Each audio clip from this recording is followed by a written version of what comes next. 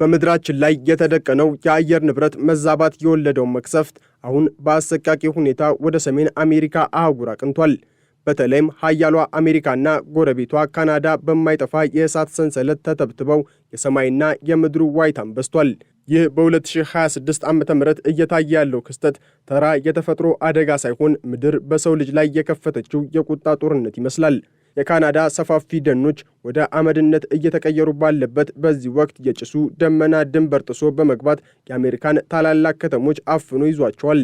በአሁኑ ወቅት የቶሮንቶ ሰማይ በጭስ ተሸፍኖ ከተማዋ በዓለም ላይ መተንፈሻ የታጣበት ቀዳሚዋ የሲኦል ደጃፍ ሆናለች።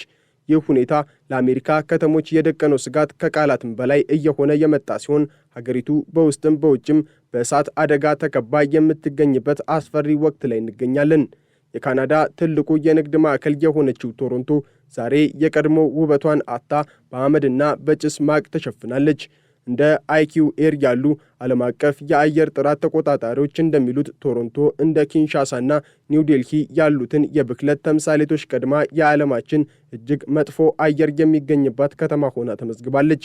ይህ አስደንጋጭ ክስተት የመጣው በሰሜን ምዕራብ ኦንታሪዮ ከሚነደው ግዙፍ የሰደድ እሳት ሲሆን ጭሱ ከተማዋን ለብሷት ብቻ ሳይሆን ነዋሪዎችን ለከፍተኛ የጤና እክልም ዳርጓቸዋል።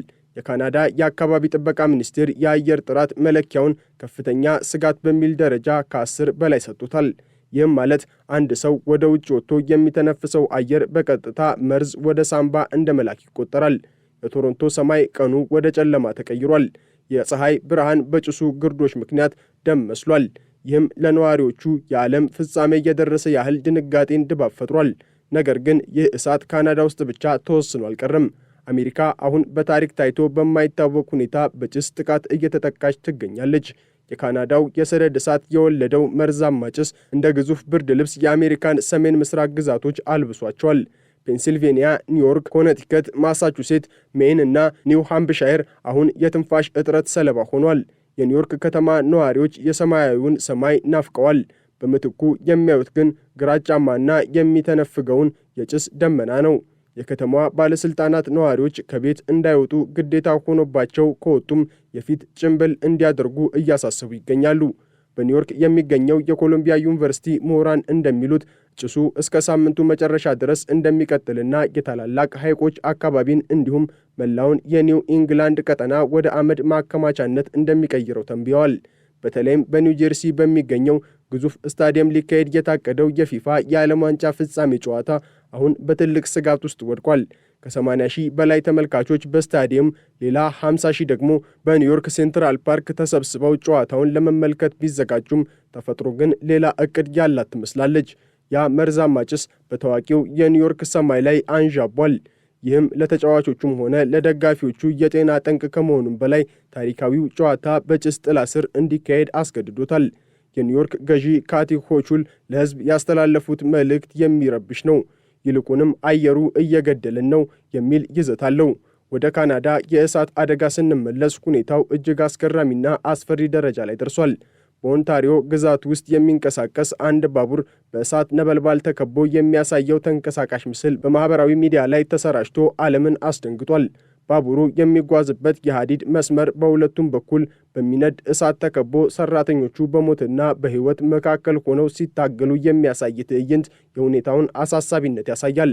በአርምስትሮንግ አካባቢ የሚገኙ ነዋሪዎችና የባቡር ሰራተኞች ለደህንነታቸው ሲባል በአስቸኳይ ከአካባቢው እንዲለቁም ተደርጓል። ምንም እንኳን የዘንድሮ የሰደድ እሳት ወቅት ከ2023 እና 2025ቱ የከፋ አይደለም ቢባልም በአሁኑ ሰዓት ግን ከ800 በላይ ንቁ የሆኑ የእሳት ቃጠሎች በመላው ካናዳ እየተቀጣጠሉ ይገኛሉ። ከእነዚህ ውስጥ ከ112 በላይ የሚሆኑት ከቁጥጥር ውጪ ሆነው ደኖችን፣ እንስሳትንና ሰፈራዎችን እያወደሙ ነው። ይህ በእንዲህ እንዳለ አሜሪካ በራሷ የውስጥ እሳትም እየተለበለበች ትገኛለች። የሀገሪቱ የብሔራዊ የእሳት አደጋ መከላከል ማዕከል የዝግጁነት ደረጃውን ወደ 4PL4 ከፍ አድርጎታል። ይህ ማለት ሀገሪቱ ካሏት የእሳት አደጋ መከላከያ ሀብቶች ውስጥ አብዛኛው ስራ ላይ ውሏል ማለት ነው። በአሁኑ ወቅት ከ16800 በላይ የእሳት አደጋ ሰራተኞች በመላው አሜሪካ ከሚነዱ ታላላቅ እሳቶች ጋር እየታገሉ ነው። በምዕራብ አሜሪካ ግዛቶችና በሚኒሶታ አካባቢ ያለው ሁኔታ እጅግ አሳሳቢ ሆኗል።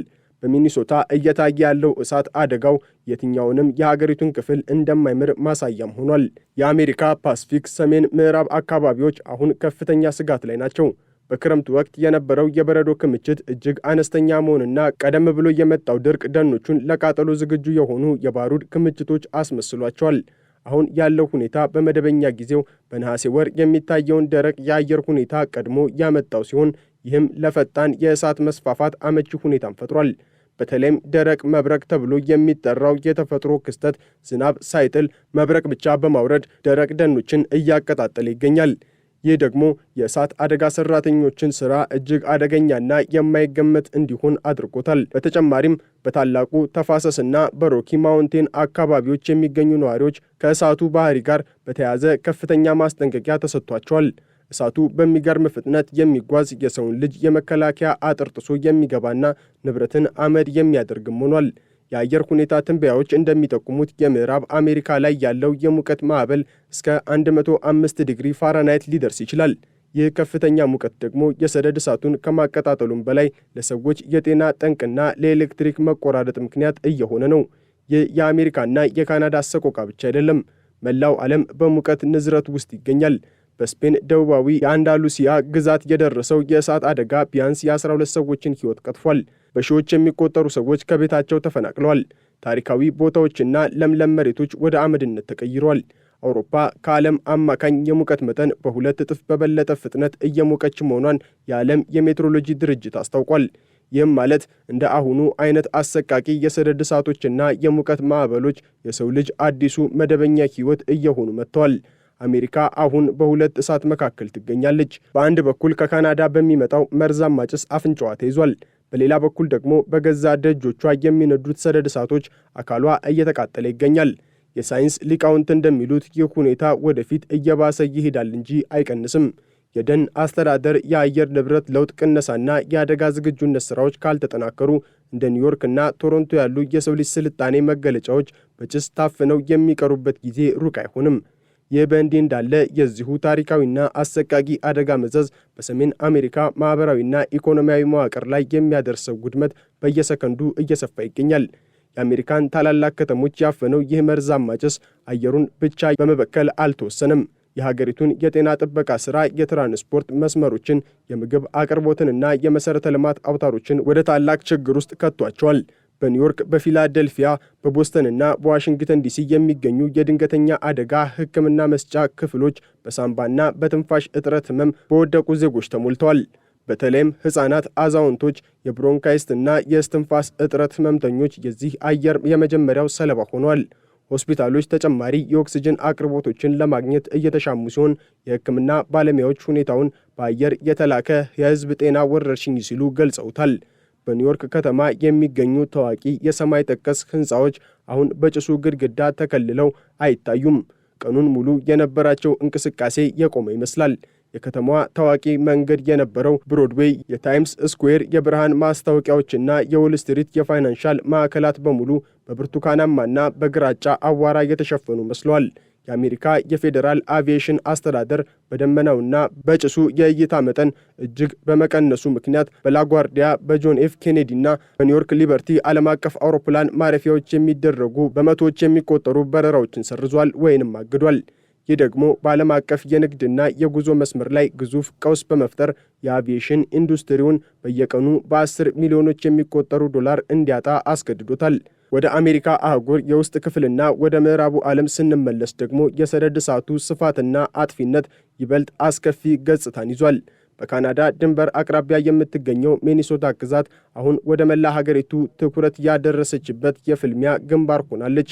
በግዛቷ የሚገኙ ግዙፍ ደኖች፣ የተፈጥሮ ፓርኮች በቃጠሎ እየተዋጡ ሲሆን እሳቱ ወደ ሰፈራ መንደሮች እንዳይዛመት የእሳት አደጋ ሰራተኞች ሌት ተቀን የሞት ሽረት ትግል በማድረግ ላይ ናቸው።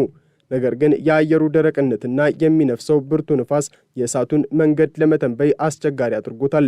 እሳቱ በአንድ አቅጣጫ እየነደደ ሳለ ድንገት አቅጣጫውን በመቀየር የነፍስ አድን ቡድኖች ራሳቸውን ከኋላቸው ከቦ ለከፍተኛ አደጋ ያጋልጣቸዋል።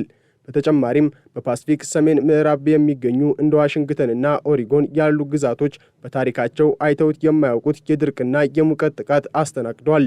በክረምቱ ወቅት በካስኬድስ ተራሮች ላይ የሚከማቸው የበረዶ መጠን በከፍተኛ ሁኔታ መቀነሱ የደኖቹን እርጥበት አድርቆታል። ይህ ሁኔታ የደኖቹን ቅጠሎችና የደረቁ እንጨቶችን እንደ ባሩድ እንዲዘጋጁ አድርጓቸዋል። በአሁኑ ወቅት የነፈሰው አየርና የተከሰተው ደረቅ መብረቅ በሺዎች የሚቆጠሩ ትንንሽ እሳቶችን በአንድ ጀንበር ፈጥሮ እነዚህ ትንንሽ እሳቶች ደግሞ በአጭር ጊዜ ውስጥ ተቀላቅለው ግዙፍ ሜጋ ፋየር በመፍጠር በአካባቢው የሚገኙ በርካታ ከተሞችንና የመሠረተ ልማት መስመሮችን በማስፈራራት ላይ ይገኛሉ።